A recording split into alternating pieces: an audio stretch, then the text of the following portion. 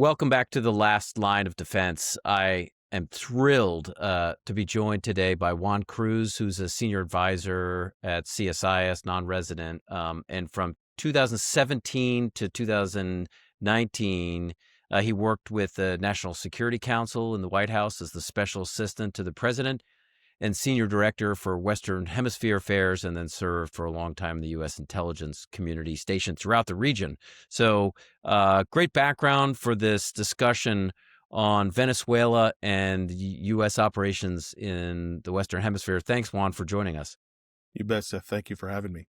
All right, let me first start with kind of the big question looming over us right now is, and we'll get into a lot more of the operational and even tactical level issues. Is from your perspective right now, what's the administration's theory of victory? What do you think it's trying to do right now, and what does it look like we may see over the coming days and weeks and months? Seth, we have quite a bit of a diversity of thought on this. The president himself hasn't, narrowed it down, I think, for a lot of good reasons. And on one end, you have Secretary of State Marco Rubio, who's a hardliner in all of this person, tremendously knowledgeable about Venezuela. I actually briefed him many times, and always found that I had nothing to brief him on. He really had a tremendous command of the issues, and on the other end, those that question, is this really kind of America first? And some of his base questions this. Is this a MAGA objective? And the president himself is a person who's not eager to enter into, wars or long wars or protracted wars.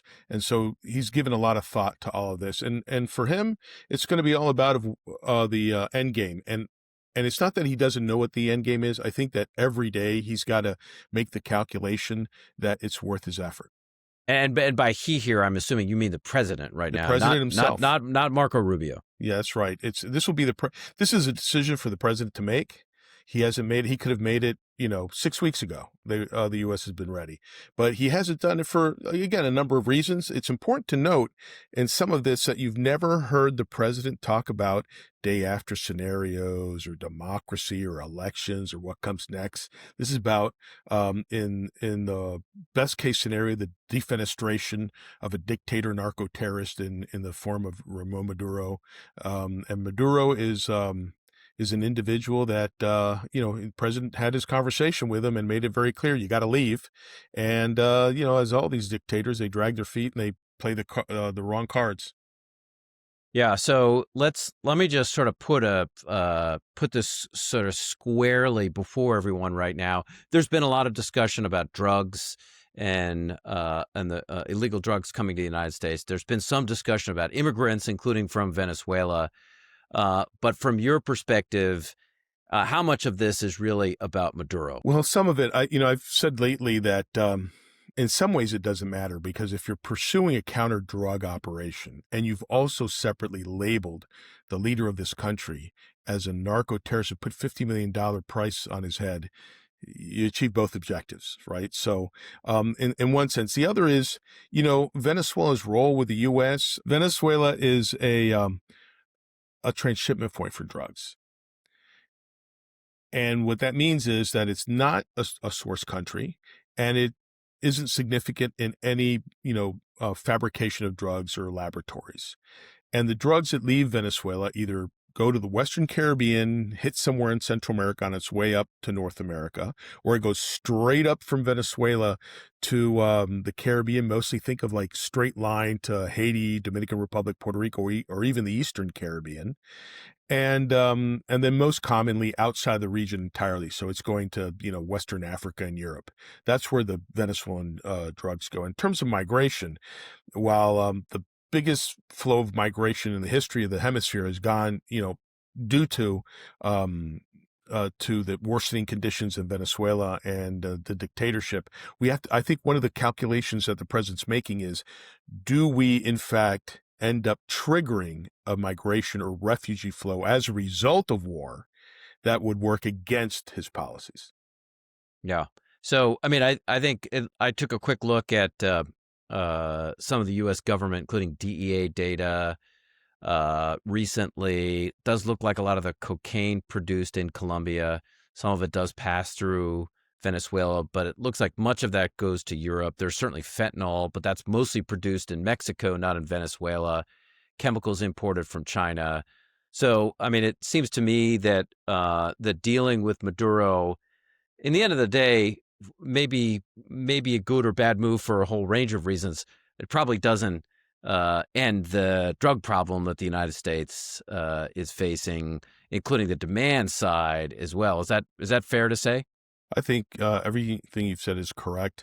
What I would add to that, though, is that it's not insignificant that through our military presence there, we have a dissuasive factor, right? You can't be a drug trafficker and think that you're going to be able to traffic through the Caribbean safely. So there's a huge impact of that's had undoubtedly. The president's noted it. And, quite honestly, you can't be someone who wants to traffic through Venezuela and think that that's going to work for you. So it really has had a dissuasive factor. We all know that there's balloon effects. So, if we're working the Caribbean, they'll move it to the Pacific. If we move it by water, they'll move it by air. And so, that's the eternal cat and mouse game that we've had to play with the cartels.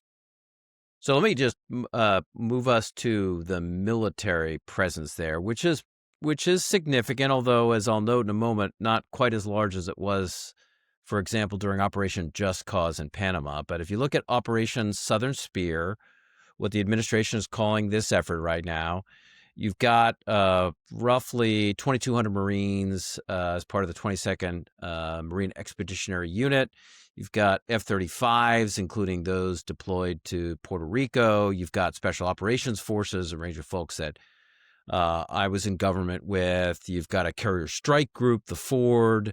That total force is smaller than what it took to overthrow Noriega in Panama, which was almost 30,000.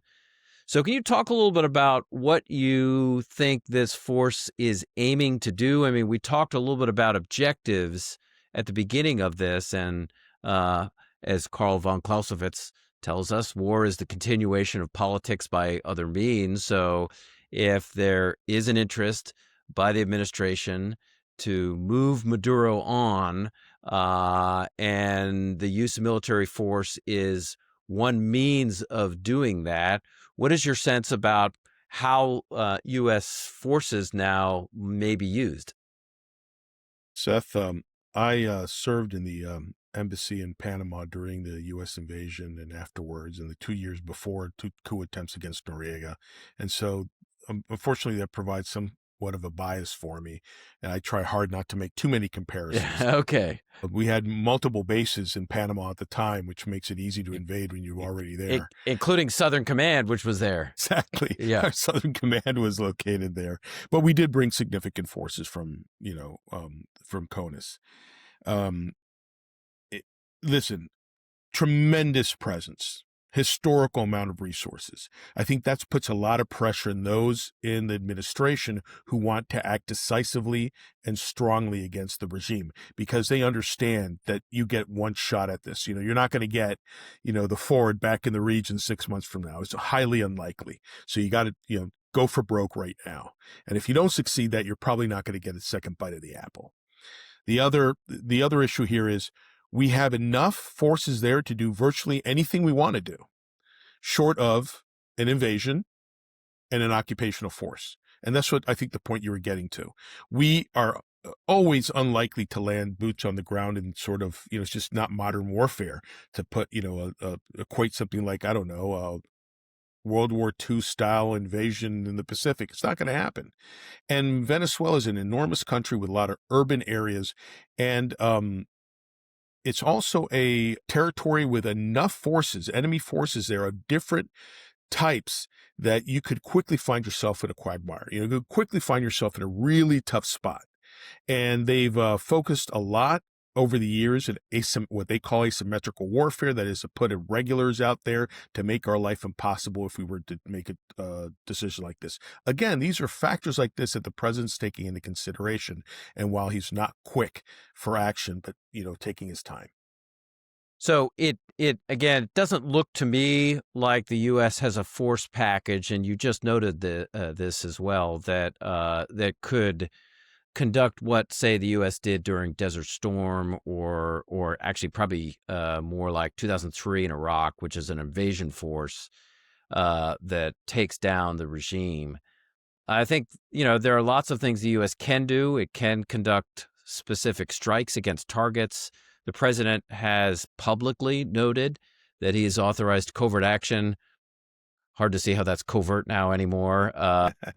But what steps do you think the U.S. could take right now? And if you could include the information warfare components, cyber operations, a lot of the intelligence collection that's going in. What steps could the U.S. take right now short of a full-scale invasion? Because that does not look like it has the force package to do that.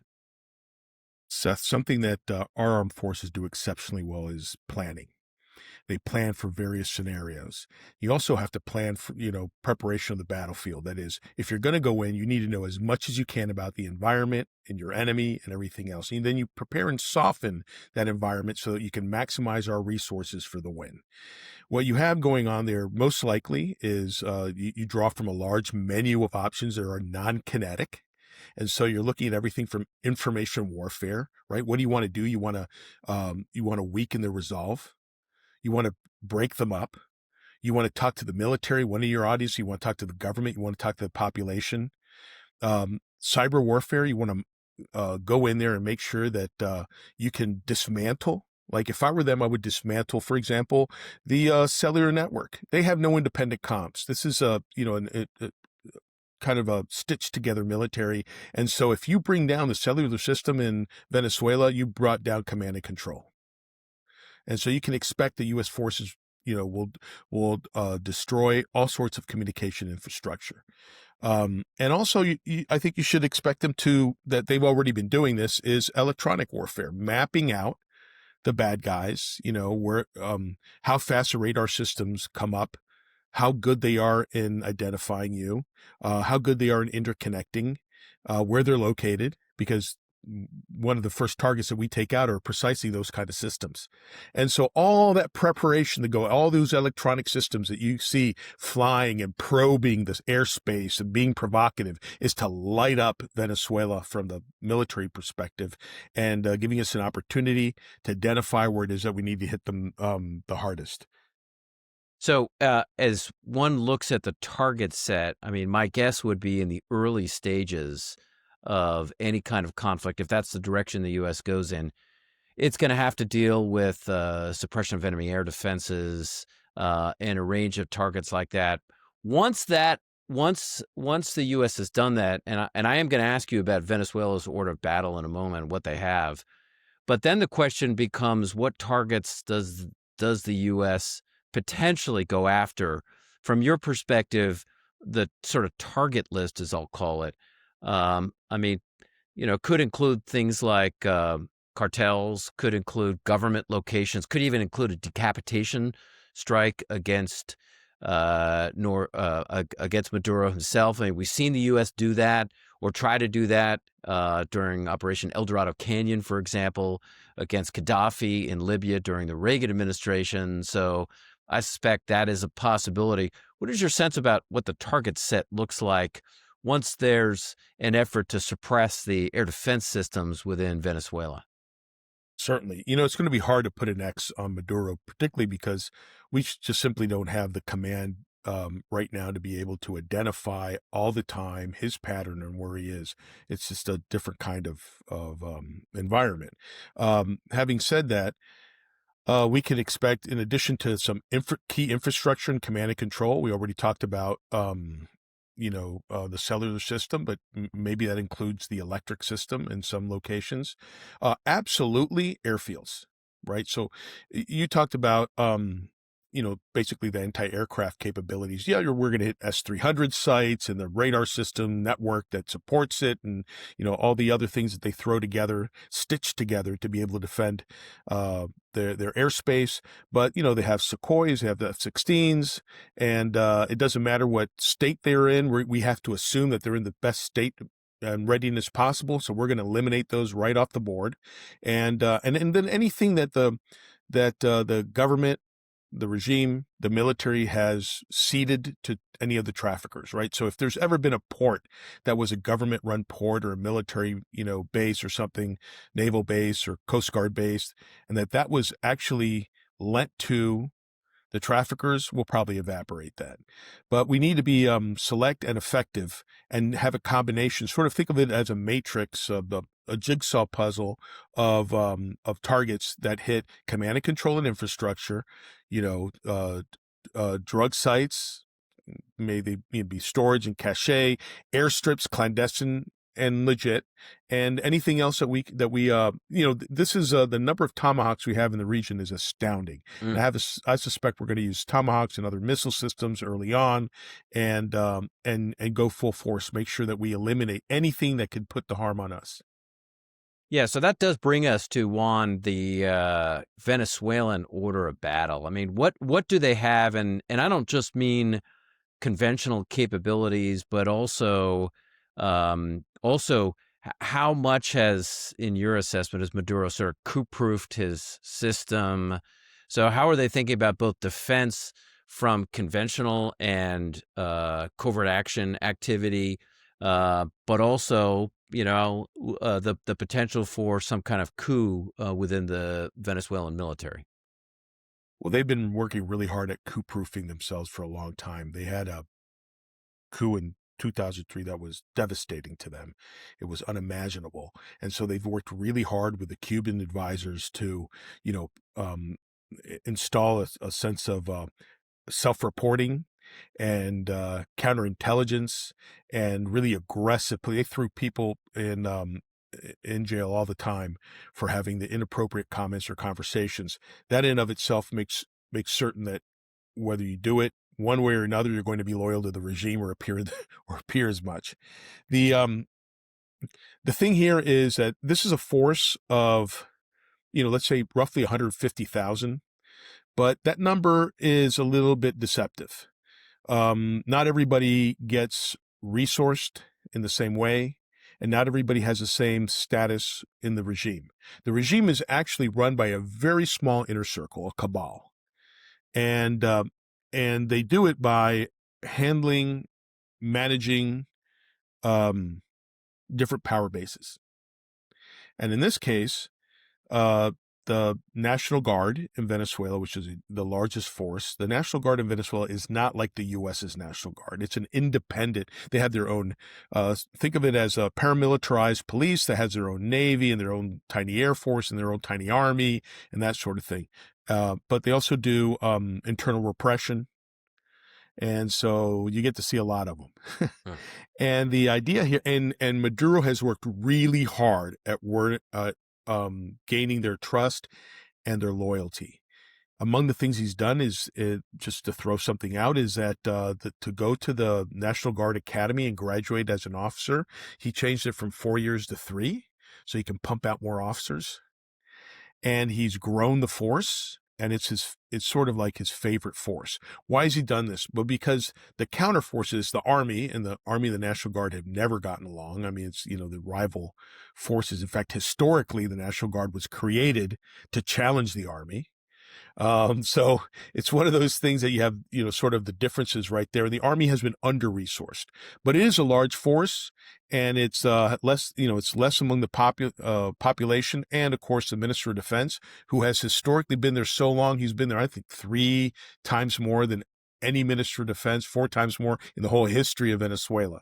Just gives you a sense of the force. The Air Force and the Navy, except for small pockets of excellence, are really non-consequential. I mean, in terms of the Navy, I would say the 2 resources that scare me a little bit, they've got some Iranian patrol boats that have torpedoes and missiles on it. Not too many, I think 4 or 5, but still, that could be, that could be a hell of an annoyance. And they have, of course, their special forces, which is basically the Marine Corps, is under the Navy. It's a handful of guys. And in the Air Force, outside of those fighter jets, their resources aren't too many, and they're considered a little bit suspect by the other forces.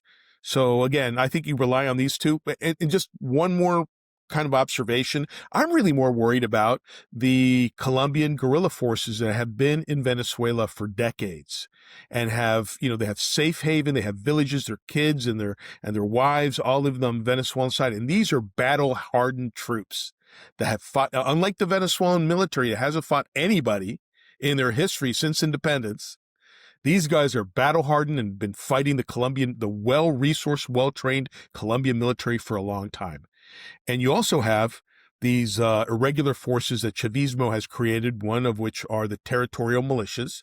And okay, you and I can laugh at them. We've seen them on TV. They're overweight. They're not prepared. But guess what? Hey, I'm not throwing any darts on that right now. Well, I will tell you, like especially after Thanksgiving, I'm not going to criticize anybody for that.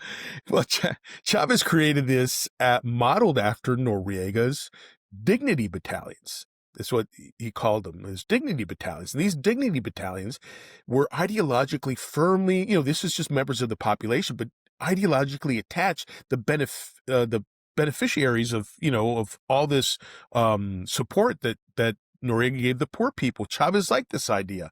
The U.S. defeated the Panamanian Defense Forces within 24, 36 hours. But weeks later, it was still fighting these irregular forces that would just come out at night and kill somebody or a policeman or something or harass, because nobody ever told them that they were a laughingstock. So they believed it. Yeah. So I'm worried about those guys, even though we all kind of chuckle. And the other guys I'm a little worried about are about the colectivos. These are these motorcycle gangs that the regime has recruited to basically go out and beat up opposition demonstrators. The problem with this is that these are ready-made individuals who can create a lot of trouble the day after a U.S. military action. So you mentioned some help from the Cubans. I think you mentioned Iranian boats. The Russians have been in pretty routine communication with Caracas, and we've seen some meetings recently, including the Venezuelan sending the Russians sending a general to Caracas to advise Maduro forces. What is your sense about the importance of some of this outside aid to Venezuela? I mean, the Cubans are interesting in part because, that is one country that for decades has been able to continue a leadership structure despite significant U.S. pressure, sanctions, range of different efforts, including covert action programs. What is your sense about how important some of this outside aid is to Venezuela? Is it overstated? Is it critical? What's your take? I think you can make both arguments, but Cuba's in the worst condition it's been ever in its history. Now, there are a lot of people who've come by through history and probably made statements like that, but the COVID really destroyed their tourism. They've never recovered, and that was a major source of income for them. And today, the conditions in Cuba are really abysmal. And whatever, that Venezuelans can throw their way, especially in free oil, really, really matters to them. Keeps the lights on and gasoline in the gas stations. But, the Cubans have the most to lose from all this. Because once that disappears, what do they have? And then it's another loss for them, just ideologically and alliances and that sort of thing. So the Cubans have to be wanting to put a lot of effort in this. And the Cubans have seen this playbook before, right? They were in Grenada, they were in Panama, and they know us very well because unlike the U.S. where, we have elections every 4 years and we rotate people through. These guys are octogenarians at the helm, and they've seen this since the 1960s. They know us better than we know us. And so they're given the best advice possible. And it's important for them that something happens here. But other than that kind of advice, they have very little to offer the Venezuelans. And if you talk about the Russians, and I have to be careful about my about how I phrase this, because the Russians matter, but they probably matter less than we're led to believe. For them, it's a geopolitical importance. It's their ability to stick a thumb in the eye of the United States, because we're swimming in their swimming pool, they'll swim in ours, and at a low cost, they can have a big effect. Because if they put on an aircraft, 100 Russians, they've done this before, they fly this from Russia, and they arrive in Caracas for anything. I don't know what for, but guess what? They can get us going. Just with that, they can get us going. And you and I both know that on that plane, if you have 100 people, you've got interpreters, you've got, you've got the support officers and medical and security. There are 12 guys out of the 100 that are the guys who are actually there to do the business, right? What do you do with 12 guys?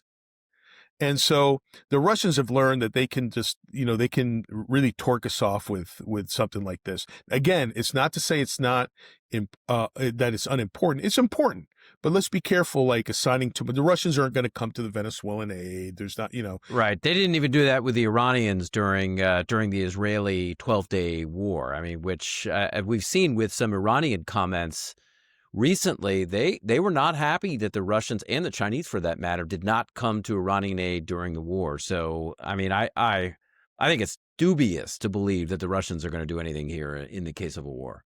And I will say that the Russians, they'll use their proxies. They have Wagner, the Wagner groups in Venezuela, but people won't remember, but a couple of years ago, there was a clash between two Colombian FARC guerrilla factions inside Venezuela.